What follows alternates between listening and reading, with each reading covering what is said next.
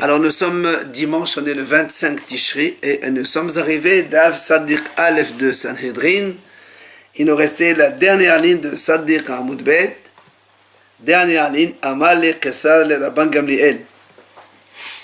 Donc il y avait un empereur, il a dit, Rabban Gamliel, il dit, Amreto di Shirve Haye. Vous dites que les morts vont revivre.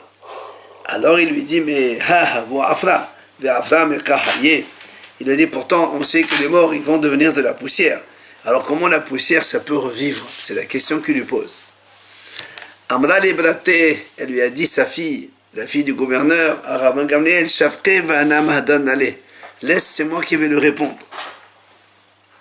Elle lui a dit, Shnei Yosrim yesh be'arenu. On a deux artisans. En fait, c'est deux potiers. Yesh be'arenu dans notre ville. Un, il crée à partir de l'eau, et l'autre, il crée à partir de l'argile. Ezemhen meshuba, qui est le plus fort? Amal azeh, il a dit, c'est évident, celui qui crée ça à partir de l'eau. Si on crée un ustensile à partir de l'eau, c'est encore mieux que de créer à partir de l'argile, parce que l'argile, tout le monde peut le faire. Alors, Amralo, alors sa fille, elle lui dit, c'est Hachem, de l'eau, il crée un être humain. De l'eau, ça veut dire de la production séminale. D'un liquide de rien du tout, il crée un homme. À partir de la terre, a fortiori, qu'il peut faire aussi encore. Devait Rabbi Ishmael Tana, dans la yeshiva de Rabbi Ishmael, on enseigne qu'en fait la réponse qu'elle lui a donnée sa fille, c'est la suivante. Elle a dit, on fait un raisonnement à partir donc des ustensiles en verre.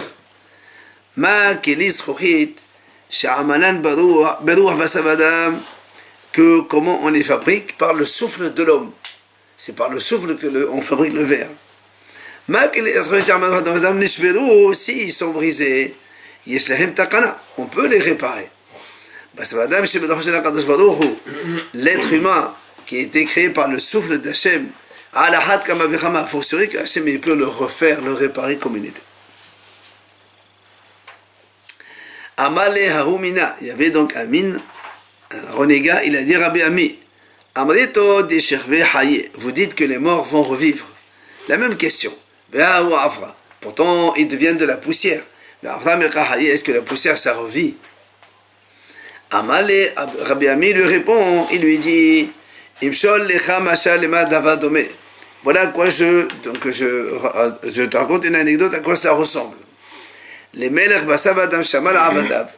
Un roi en chair et en os, il a dit à ses serviteurs,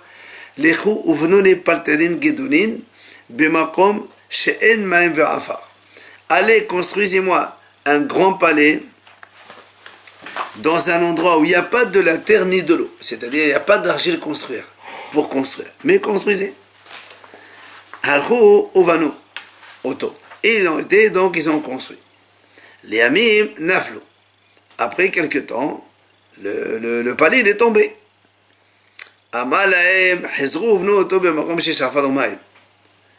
Il leur a dit, reconstruisez-moi le palais, et cette fois-ci avec un endroit dans lequel il y a la terre et l'eau. Donc on peut fabriquer, malaxer la terre et l'eau et faire donc une construction.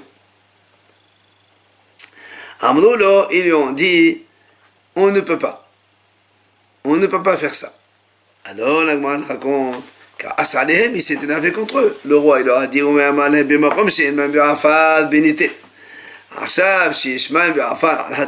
si déjà avant, quand je vous ai demandé de construire sans eau et terre, vous l'avez construit. Maintenant que je vous demande de faire ça à partir de l'eau et de la terre, à force que vous pouvez le faire. Maintenant, il lui a dit, et si maintenant tu ne crois pas, c'est la Beka, va sortir dans la vallée, et Achbar, Shehayom, Hetsio Basar, Hetsio Adama. Les Mahal Heshris, Venasa Kolobasa. Il a dit, va dans la vallée, tu vas voir un rat ou une souris, qu'aujourd'hui elle est moitié viande et moitié terre, et le lendemain, elle va se transformer à devenir tout entièrement de la chair. C'est-à-dire,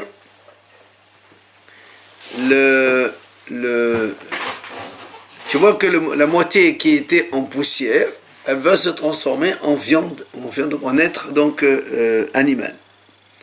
Il lui dit, et si tu me dis peut-être ça va durer longtemps à attendre tout cela, il lui a dit, allez là, monte à la montagne.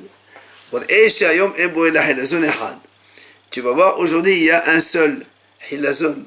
Normalement c'est un escargot. Les mahar, yarduk shamim, le lendemain il va pleuvoir et tu vas se remplir d'escargots. Alors il y avait un mine, il a dit à Gviha ben Bississa, il lui a dit, malheur à vous les Rishaim, des Amnetun mite hayin, que vous dites que les morts ils vont revivre. Pourquoi?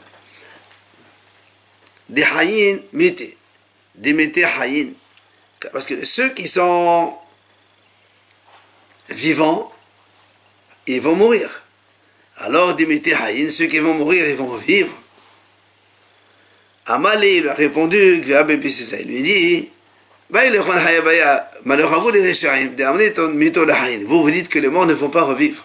Pourquoi? Il a dit,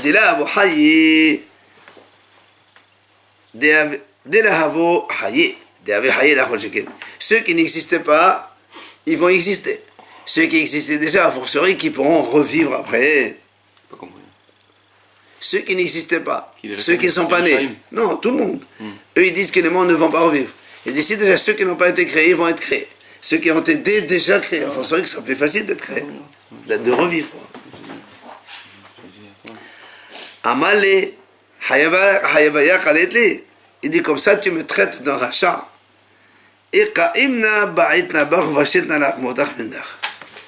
je veux, je peux te donner un coup et je peux te redresser le dos. Il dit Rashi, apparemment, il avait une bosse dans son dos, ce fameux Kviha ben Pississa. Amalé, il lui a dit, il dit, si tu arrives à faire cela, on t'appellera un très grand médecin et tu auras même un grand salaire pour ce que tu as fait. Tano Rabbanan, puisqu'on parle de Gviha ben Pississa, il raconte à son sujet. Tano Rabbanan Harami raconte ben Nissan, le 24 Nissan,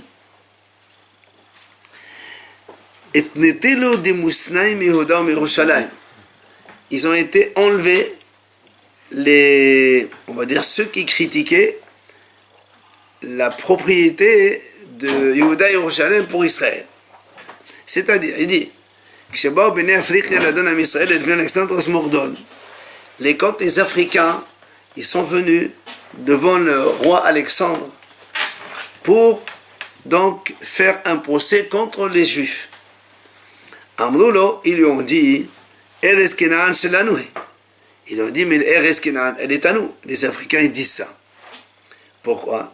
Parce que dirtiv Eres Kenan nechvoloteha. Uchnan avondehenu in shehava.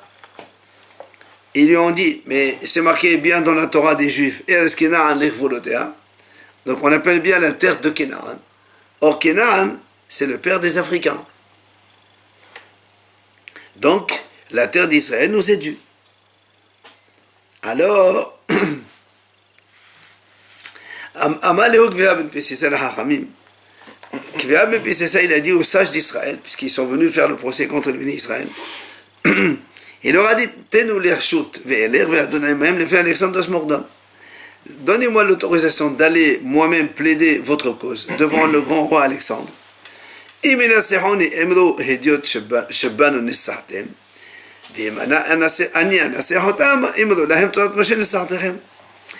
moi je les gagne, ben vous dites, d'abord il leur a dit, si eux ils me gagnent, vous dites, lui c'est pas notre représentant, ici vous lui présentez tout ça, c'est un monsieur simple.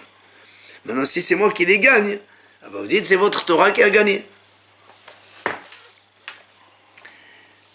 Les Hachamim lui ont donné l'autorisation, il a été donc chez le roi Alexandre pour répondre à l'accusation de ces Kénaanim.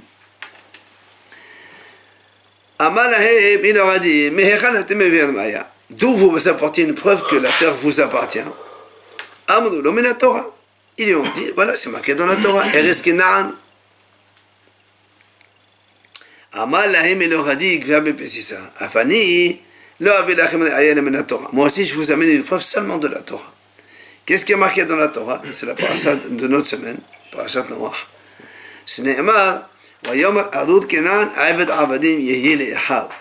Aved Shekana Nechassim, Aved Lemi Unchassim Lemi.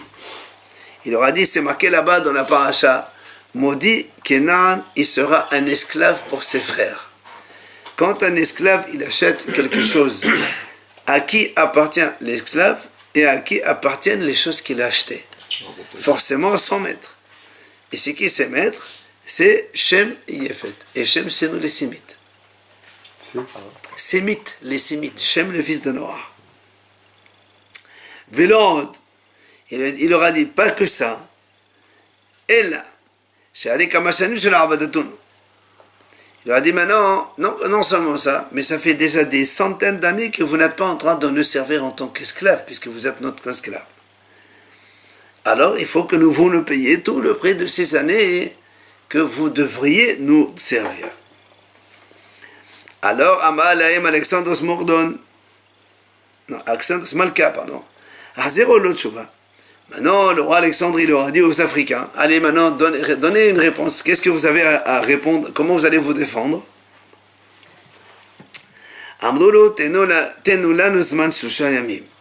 Ils lui ont dit, donne-nous un délai de 3 jours de réflexion. Après, on t'amène une réponse. Nathan Lahem Zman, il leur a donné ce délai. Ils ont cherché, mais ils n'ont pas trouvé de réponse. Alors, qu'est-ce ils ont fait? Miyad. Ils se sont enfuis, ils ont laissé leur terrain et leurs champs déjà plantés et semés. Et c'était la 7e année que les Israël n'avaient pas de quoi manger, donc et comme c'est la 7e année, ils ont profité de la récolte qu'ils avaient abandonnée pour eux. Shuv Pam Ahat. Il y avait encore une autre fois. Ce sont les Égyptiens qui sont venus traduire les Juifs en procès devant le roi Alexandre. Amroulo,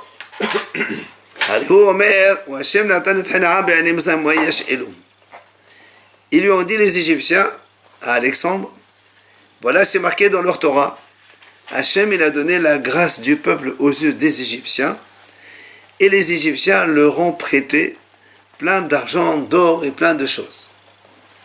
Alors les Égyptiens, ils lui ont dit, rendez-nous tout l'or et l'argent qu'on vous a donné auparavant.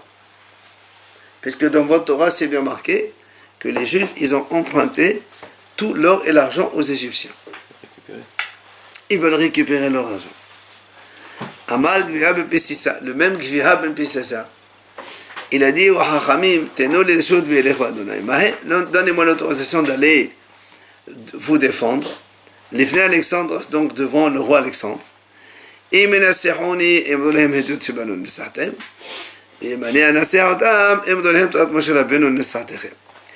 eux ils me battent, vous dites, bon, c'est un simple bonhomme, il n'est pas notre représentant. Et si c'est moi qui les gagne, vous dites, c'est notre Torah qui vous a battu.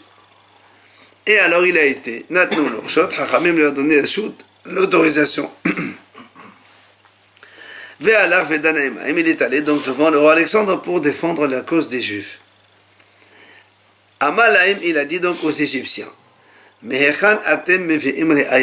d'où vous amenez la preuve que on vous doit de l'argent? Ils lui ont dit, on amène ça de la Torah. Amalaim, il leur a dit, alors moi aussi, Afani, il amène la Torah. Je vous amène une preuve seulement de la Torah. Il est écrit dans la Torah. ומושב בני ישראל שלה שבו מסלם 30 שנה ו400 שנה. תנו לנו שכר עבודה של 60 ריבו שעבדים במסלם 30 שנה ו400 שנה. Il leur a dit, c'est écrit dans la Torah que les bénis Israël ils sont restés en Égypte 430 ans. Donnez-nous le salaire de travail que vous avez fait travailler les Juifs 600 000 adultes pendant 430 ans. Alors là aussi, Et Amalen Alexandre Smog de Nazer Olochuva. Alors le roi Alexandre leur a dit, qu'est-ce que vous avez à répondre contre ça? Ils ont dit, donne-nous encore un délai de 3 jours de réflexion. Il leur a donné un délai de 3 jours, mais ils n'ont rien trouvé.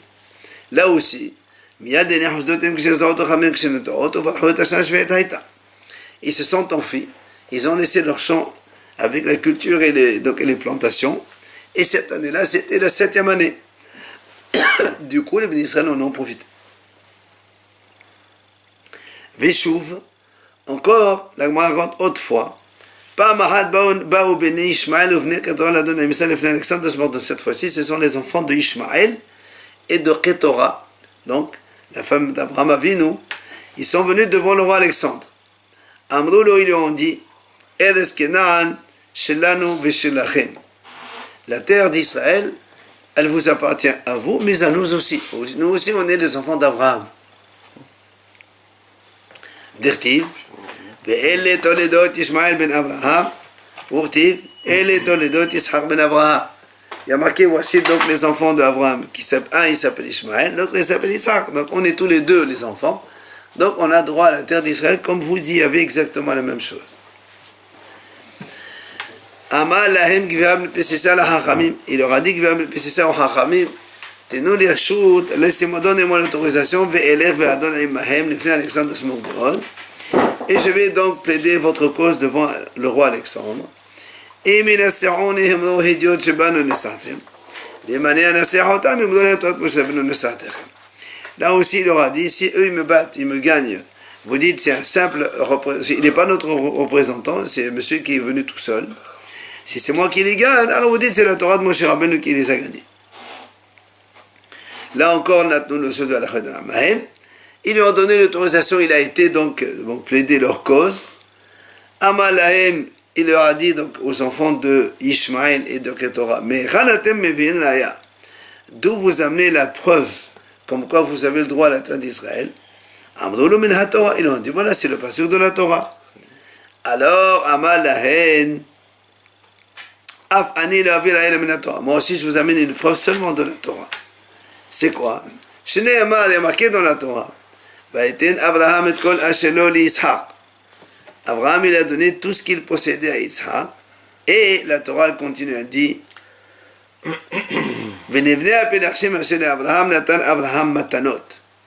et aux enfants des servantes qu'Abraham avait, donc Ishmaël et les autres, Abraham a donné des cadeaux. Alors il leur dit,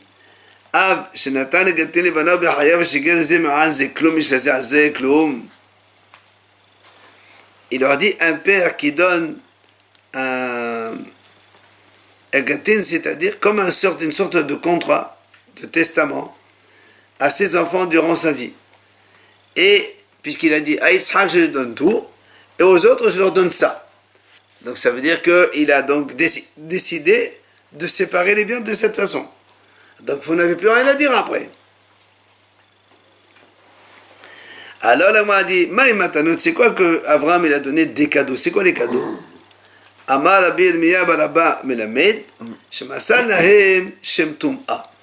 Il leur a donné un nom de impureté, c'est-à-dire pour faire de la sorcellerie. On passe à autre chose. Amal et Antoninus et Rabbi. Là encore, c'est le roi Antonin avec Rabbeinu Akadosh qui était donc à la même époque. C'était de grands amis. Donc Antonin il dit à Rabbi, il lui a dit Goufun Shama Icholen Niftor Asman Min Haddin. Il lui a dit le corps et l'âme, ils peuvent très bien se dispenser de toute sanction là-haut dans le ciel après 120 ans. Pourquoi? Parce que il lui dit comme ça. Ketzad, comment? Gouf Omer Neshama Hatat. Si je peux Shama Min Haddin Motal Kevin Domé Bakev. Neshama Omer Gouf Hatat. Il lui dit comme ça, le corps, il va dire à Hachem, écoute, c'est pas moi qui ai fauté, c'est l'âme. La preuve, depuis que tu as pris l'âme, je suis comme ça, mort comme une pierre, je bouge pas, je fais rien. Donc c'est à cause de l'âme que je faute. Donc il faut punir l'âme, pas le corps. Et l'âme, elle dit la même chose, c'est le corps qui faute. Parce que depuis le jour où je suis parti de ce corps-là, je suis comme un oiseau volant, et je fais rien. Donc, l'âme, elle accuse le corps accuse l'âme, et donc chacun, il peut trouver donc une accusation contre le prochain et s'éviter à lui des sanctions. Amal, il lui a dit, Rabbi, il lui a répondu à Antoninus, à quoi cela ressemble ton histoire? Les Melech Bassav, un roi, Shayalo Padesnae, il avait un beau verger, un beau jardin, pardon. Vayavo Bechorot Naot, il y avait là-bas des figues. Oui, beaucoup de figuiers, quoi. Veoshiv Bo Shene Shomrin, il a mis là-bas dans le jardin deux gardiens. Ehad Higer, Vehad Somé. Un, il est boiteux, il n'arrive pas à marcher. Et l'autre, c'est un aveugle. Amalo Higer l'a sommé. Le boiteux, il dit à l'aveugle, il dit, tu sais, je vois de très belles figues dans ce jardin.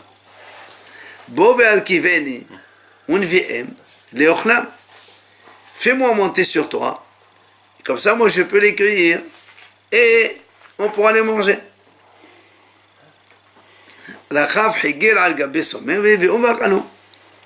C'est ce qu'ils ont fait.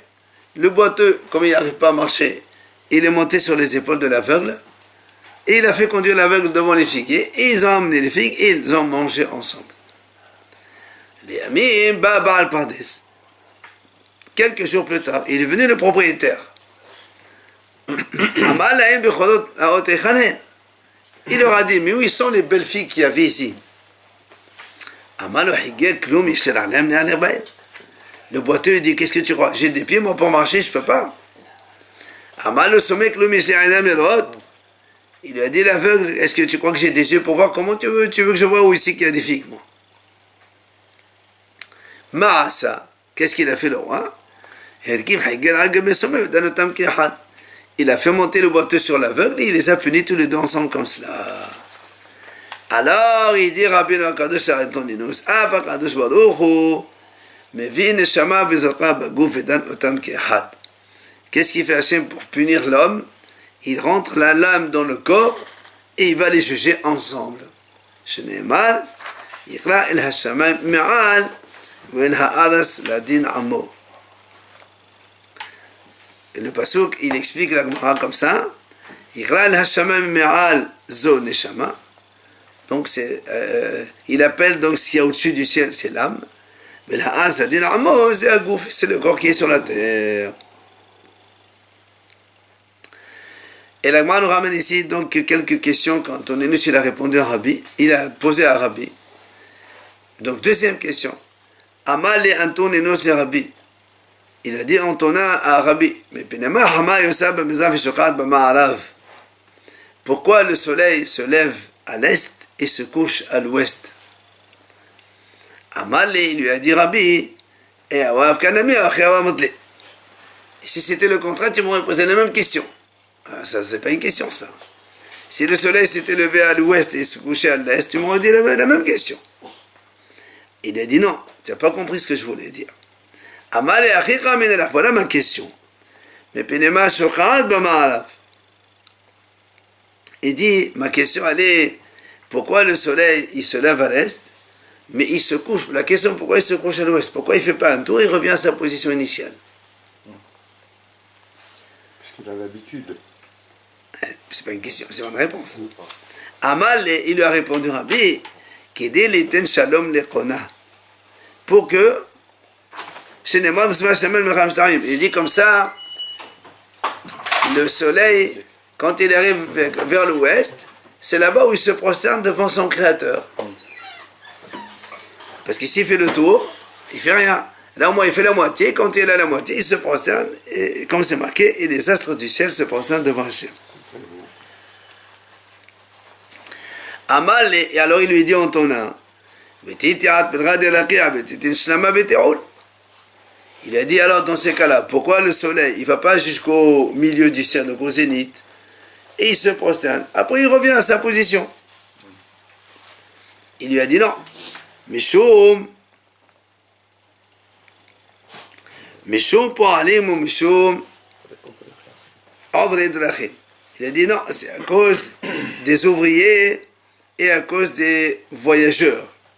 Parce que si le soleil il fait ça, après du coup il s'assombrit, eux ils ne savent pas, ça, de suite ça va s'assombrir, et donc ils vont être surpris par le noir.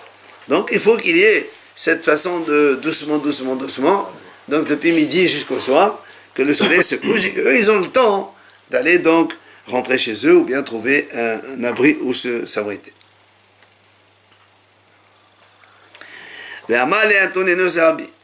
Autre question qu'Antona il a posé à Rabbi. Neshama me matan netna ba'adam. À partir de quand Hachem met l'âme chez l'homme? Est-ce que Misha'at Pekida ou Misha'at Yitzira? Est-ce que depuis le temps où Hachem ordonne que il y a marqué que quand un homme et la femme ils s'unissent, donc les gouttes quand ils se rencontrent, le malach il dit à Hachem qu'est-ce qu'elle va devenir celle-là, etc., etc.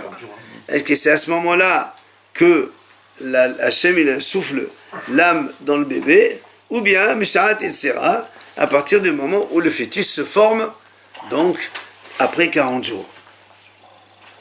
Amalé, il a répondu, Rabbi, Misha'at Yitzira. C'est à partir du moment où le fœtus se forme. Alors, Amalé, Antona, il lui dit, Efshar, Hatecha shel basar omed et 3 yamim belo melach ve'ena masrahat, ella Misha'at Pekida. Alors il lui a dit, Antona, il dit, est-ce possible qu'un morceau de viande, il peut résister pendant 3 jours et ne pas pourrir sans sel? Parce qu'avant, il conservait la viande dans le sel. Donc, là aussi, ça veut sous-entendu, comment tu dis que le bébé, il n'a pas une âme jusqu'à 40 jours? Si c'est comme ça, donc il va pourrir de la viande comme ça sans rien. Et la Misha'at Pekida, tu es obligé de dire que Hachem, il souffle l'âme dans le bébé à partir du moment où il est conçu. Amar Rabbi, et Rabbi, il vient, il reconnaît, d'avaser les médailles Antoninus. Cette chose-là, c'est Antona qui m'a appris. Au Mikra, Messayao. Et en plus, il a un verset dans le ça c'était dans Iyov, donc qui l'aide.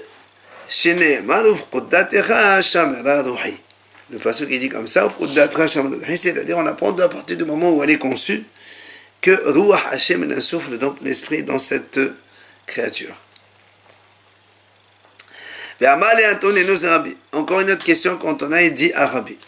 Mais Matai Yetzirah Sholet Ba'adam, Misha'at Yesira ou Misha'at Yetzi'a? Il dit à partir de quand le mauvais penchant il vient chez l'enfant, on va dire comme ça. Est-ce que c'est au moment où il a été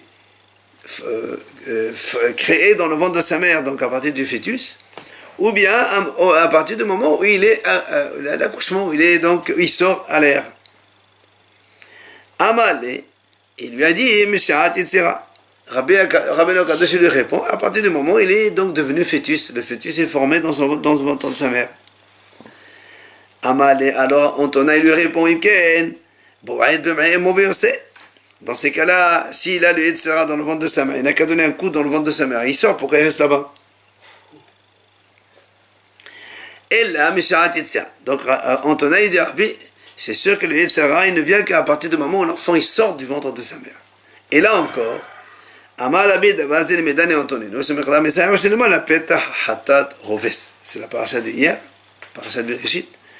Rabbi il a dit, effectivement, c'est Antonin qui a raison, que le Yitzhara il vient, la péta, c'est-à-dire dès que l'homme il sort, enfin dès que le bébé il sort du ventre de sa mère, c'est là où le Yitzhara il vient chez lui. Comment on le sait ça va? Il y a marqué, la péta hatat rovetz. Dès l'ouverture, ça serait pas avant. Il y a marqué la péta hatat rovetz, c'est pas il y a un passage ici. Resh Lakish Rami. La Gemara ramène ici que Resh Lakish il objecte 2 versets l'un contre l'autre et il répond après. Le passage qui dit Bam Aiver Ofeser Hara Veyoledet Yahdav. À propos de le moment de la délivrance, c'est marqué comme ça. À cette époque-là, il y aura Aiver des aveugles, Peser des boiteux, Hara une femme enceinte, Veyoledet et une femme qui va accoucher. Donc, il y aura tous, Yahdav, ils seront présents. Urtiv, Et dans un autre passage, c'est marqué, Az, au moment de la libération, donc on parle de la Géoula, et de l'air qui a Yal Peseah, le boiteux, il va sauter comme un cerf. Vetaron Lachon Ilem, la langue du muet va chanter. Car les eaux sont fondues dans le désert et les fleuves dans la vallée. Alors, l'Agma a dit, donc tu vois bien qu'il y a une objection. D'un côté, on te dit, dans les temps futurs, il n'y aura plus de défauts, des gens avec des défauts et tous ils vont guérir. Et d'un autre côté, le passage qui dit, il y aura toujours des aveugles, des boiteux, etc. L'Agma a dit, tu sais comment? Effectivement, quand ils vont revivre, c'est-à-dire la résurrection des morts, ils se lèvent avec leurs défauts et de suite ils vont guérir de leurs défauts et deviennent donc des gens normaux. Allah, il a opposé encore deux psukim. Ktiv, billah hamaut la nesah, wa maha adonai dim'am al kol panim. C'est marqué que dans les temps futurs, donc, il n'y aura plus de mort, c'est fini. Hachem, il enlève la mort de l'éternité et Hachem, il enlève toutes les larmes. Seulement, il y a notre passage qui dit qu'un arbre, pardon, il y a marqué là-bas, dans un autre passage, des gens âgés de 100 ans, ils mourront, on dira c'est des enfants. Donc ça veut dire qu'il y aura aussi la mort. Alors comment d'un côté tu me dis il n'y a pas de mort et d'un côté il y a des morts? La kasha. Donc il dit c'est pas une question. Pourquoi? Israël, ça c'est les juifs et ça c'est les goïms. Les juifs eux ils ne vont pas mourir, mais les goïms ils vont mourir. Alors il dit qu'est-ce qu'ils font les goïms là-bas dans la résurrection des morts? Normalement ils ne vont pas revivre. Ils vont se faire juif en plus. Alors il dit il y a certains goïms pour lesquels il y a marqué qu'eux, ils vont servir les bénis Israël, donc il va falloir bien des goïs pour nous servir, donc Hachem, il va les faire lever pour ça. Qui vont être les paysans, les cultivateurs, etc., etc. Et les bergers et tout. Rav Hasda, il a encore objecté de psukim. Ktiv, v'havraha levana u'shahama, kemalach Adonai Sevaot. C'est marqué que la lune et le soleil auront honte. C'est-à-dire leur lumière, elle sera tellement faible devant la lumière d'Hachem. Et pourtant, il y a un autre passage qui dit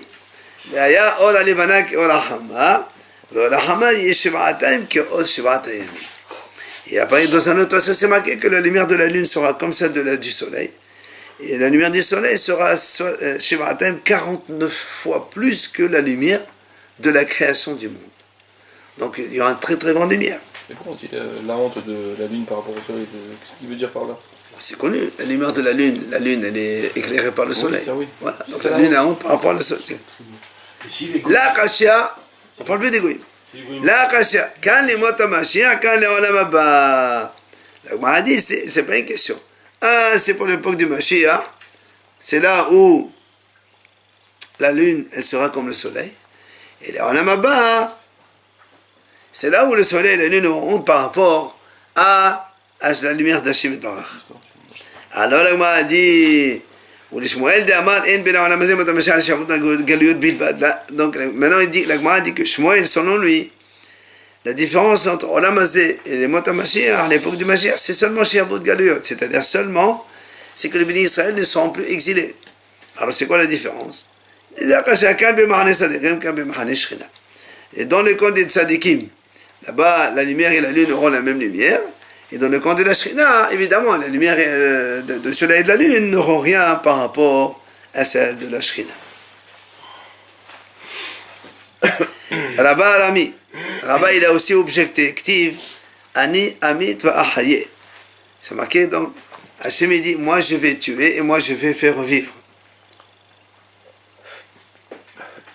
Et Urtiv, Mahasti Va'ani Elpa.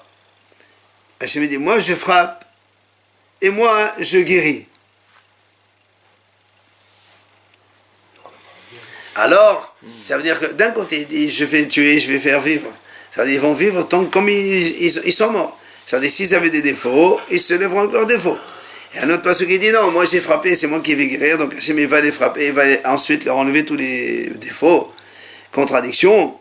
Amar HaKadosh Baruch Hu, non. La Gemara dit, c'est pas comme ça. D'abord, je fais vivre tous ceux qui sont morts. Après, tous ceux qui ont des défauts, je les soigne de leurs défauts. Tano Rabbanan Chachamim enseigne. Ani Amid Vahaye, il y a marqué le passage qui dit, Hachem dit comme ça, je tue et je fais vivre. Est-ce que ça pourrait être que Hachem tue un, il fait vivre un autre? Dans ces cas-là, comme le monde il est, il y a des gens qui naissent, il y a des gens qui meurent. Donc il n'y a rien d'exceptionnel. Pas. C'est pour ça que le passage il dit, j'ai frappé et je guérirai. De la même façon, quand on frappe, on guérit celui qu'on a frappé. Donc Hachem il fait vivre celui qui est mort. Donc on parle de la même personne évidemment. De là on apprend là aussi que il y a Tchiyat Amitim, la résurrection des morts, min Torah. Tania l'Agma dit, Amar Rabbi Meir menan et Tchiyat Amitim min Torah. Il a dit Rabbi Meir, d'où on apprend qu'il y a Tchiyat Amitim dans la Torah. Il rapporte le passage chez Neymar, Az Yashir Moshe uvni Yisrael Shel Azot Adonai, Shalnu Neymar illa Yashir mekan et Tchiyat Amitim min Torah. Puisqu'il y a marqué, alors Moshe chantera. Moshe chantera. Il n'y a pas marqué Moshe, il a chanté déjà. Or, on parle ici de la traversée de la mer Rouge. C'est du passé. Alors, comment ça s'est marqué Moshe, il chantera? Donc, tu vois bien que Moshe va revivre et il va chanter avec le Israël. Car il se bat à Omer, dans le même style, la Gemara ramène Azivne Yoshua Mizbeach Lashem. Bana, l'onémad, la Ivne, mais quand Menatora. C'est marqué là aussi que Yoshua, il construira un Mizbeach devant Hachem. Il a déjà construit, c'est pas il va construire. Pourquoi on emploie le futur? C'est pour te dire que dans les temps futurs, Yeshua il va se lever, il va construire. Donc, Tchiyat Amitim encore. Alors, la Gemara dit, si tu raisonnes de cette façon, alors il y a un passage dans lequel c'est marqué Az yivne shenomo bama lechamosh shekos moav. Rien à médivne. Il dit, dans ces cas-là, il y a un passage qui dit, alors Shlomo Amelech construira un monument pour Kemosh, qui est l'idole de Moab. Alors donc tu vas me dire que Shlomo Amelech, il va se relever, il va aussi construire un idole pour un mizbeach pour l'idole. Ella ma'aleh ala katuv ki elobana. La Gemara dit, là-bas, c'est comme si que Shlomo Amelech, il a construit. Ça veut dire que il y a marqué là-bas, il venait, c'est pas qu'il va construire. Il voulait construire, mais il l'a pas fait. Mais le fait de vouloir construire, c'est comme si qu'il a fait. C'est ça le sens de il venait, là-bas. Yoshua, tu peux pas dire pareil? Non, c'est pas pareil. Parce que là-bas, Yoshua, il a construit véritablement. Peut-être ça le Olam Haba, non? Non. C'est après le Mashiach. Ah, ça, on va. Il y a une mahloket, c'est quoi la différence entre Olam Hazé et Olam Haba? Est-ce que c'est Olam Haba ou c'est, comme il a dit Shmuel tout à l'heure, c'est Shabbat Gal Shalom? Amar Rabbi Yoshua ben Levi, il a dit Rabbi Yoshua ben Levi, Menan et Tchiyat Amitim min Torah, d'où on apprend la résurrection de mort dans la Torah. Shenema Ashrei Yoshevei Betecha Od Yehalalucha Sela. Il y a marqué heureux ceux qui sont dans tes maisons. Il y a marqué Yehalalucha dans le futur, ils vont te louer. Il n'y a pas marqué Helelucha. Normalement, ceux qui sont chez toi, ils t'ont déjà loué. Helelucha le Nema. Yehalalucha, mais quand Tchiyat Amitim min Torah, on ne parle pas du passé, on parle du futur, donc le futur c'est plus tard. ואמר רבי יהושע בן לוי, לדיר רבי יהושע בן לוי, כל האומר שירה בעולם הזה זוכה ואומרה לעולם הבא. Tout celui qui chante à Hachem dans ce monde, il méritera de chanter aussi dans le monde futur. Sheneemar, Ashrei Yoshevei Betecha, donc heureux ceux qui sont assis dans tes demeures, et Od, il y a la loucha, c'est la Od, il y a marqué encore, ils vont te louer. C'est-à-dire non seulement ils te louent dans ce monde, ils vont te louer plus tard, c'est là éternellement. Amar Rabbi Yahya bar Abba, Amar Rabbi Yochanan. Il a dit donc Rabbi Yahya de Rabbi Yochanan, Menan et Tchiyat Amitim min Torah, d'où on apprend la résurrection de mort dans la Torah. Sheneemar, Kol Sofaich Naseu, Kol Yahdav Yiranenu. Là encore, on emploie le mot Yiranenu, le futur, ils vont chanter. Rinenu lo ne'emar, Ella Yiranenu, Mekan et Tchiyat Amitim min Torah. Donc de là on apprend Tchiyat Amitim min Torah. Amar Rabbi Yahya bar Abba, Amar Rabbi Yochanan. Il a dit encore, il dit tous les prophètes dans les temps futurs ils vont chanter tous d'une seule voix. Sheneemar kol sofair. Sofair, Sophé, c'est un prophète. C'est celui qui voit au loin. Kol Sofer Naseu Kol Yahdav Yaranenu. Tu vois bien, donc, les prophètes, ils vont donc lever tous la voix ensemble et ils vont chanter ensemble.